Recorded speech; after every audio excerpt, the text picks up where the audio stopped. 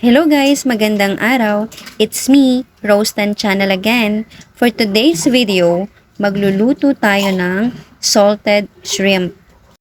Tara guys, simulan na natin. Una guys, naggisa lang ako ng bawang sibuyas sa butter. And then, nilagay ko yung dilaw ng pulang itlog.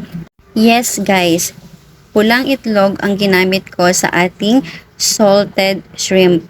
Hindi ko na sinama guys yung kulay puti ng ating pulang itlog kasi yung lasa lang ng kulay dilaw ang ating kukunin. Meron tayong iba't ibang kulay ng itlog. May puti, may brown, and merong pula. So yung kulay puti, yun yung ordinary na itlog na nabibili natin sa tindahan. Yung brown naman, yun yung native.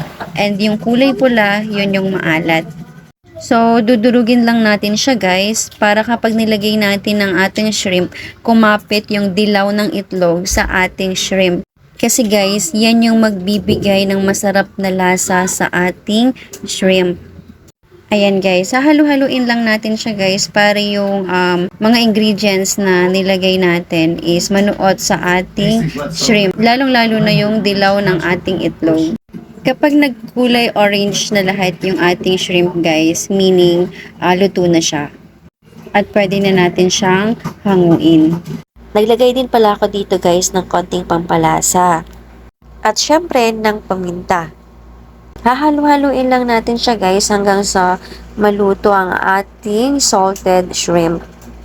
At syempre para manuot ang lahat ng ingredients na nilagay natin sa ating shrimp. Sobrang sarap nito guys. Pwede nyo rin tong itry. Sigurado, magugustuhan ito ng inyong buong pamilya. Masarap siyang ulam guys. Masarap din siyang papakin. Alam mo yon yung tipong sauce pa lang ulam na. Ayan guys, pwede na natin tong hanguin kasi luto na siya. Nag-ihaw nga din pala ang aking asawa. Hindi ko alam kung anong isda to guys. Sabi ko nga sa kanya, bakit sunog? Sabi niya, hindi ganyan daw talaga yan kasi makapal daw yung balat. Hindi ko alam guys kung nagsasabi siya ng totoo or nagpapalusot lang. Syempre kung may isda, dapat meron tayong gulay. Ang hirap mag-isip ng uulamin araw-araw guys, no? Tapos ang mamahal pa ng mga bilihin ngayon. Mapapa-thank you Lord ka na lang talaga kasi araw-araw kang merong niluluto. Nagisa nga lang pala ako guys ng bawang sibuyas, tapos nilagay ko yung kangkong kasi yan yung magsisilbing gulay natin for today's video. Nilagyan ko lang pala ng oyster sauce ang ating kangkong guys. Masarap din to guys, pwede nyo rin siyang lagyan ng tokwa kung gusto nyo. Itong ginawa ko guys, hindi ko na nilagyan ng tokwa, purong kangkong na lang talaga. Kasi wala nang budget. Char!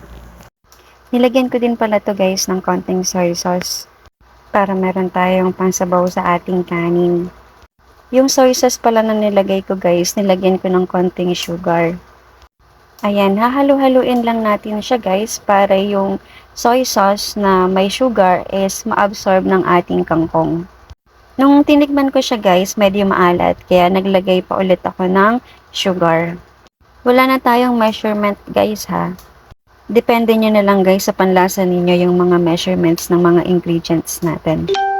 Ayan guys, luto na siya. Pwede na natin hanguin ang ating kangkong.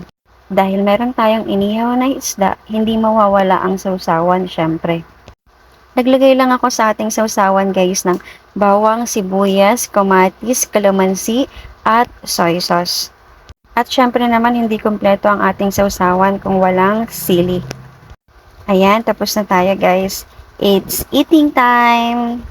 Ito na nga pala guys ang ating mga finished product. Meron tayong inihaw na isda, salted shrimp, and syempre, kangkong na may oyster sauce. Kung meron tayong ulam, syempre hindi naman mawawala ang ating rice. Meron din nga pala ako guys na nakitang mangustin sa palengke, kaya naman bumili na rin ako. Yun lang guys, at dito ko na po tinatapos ang aking video. Thank you for watching guys. Thank you Lord sa lahat ng blessing.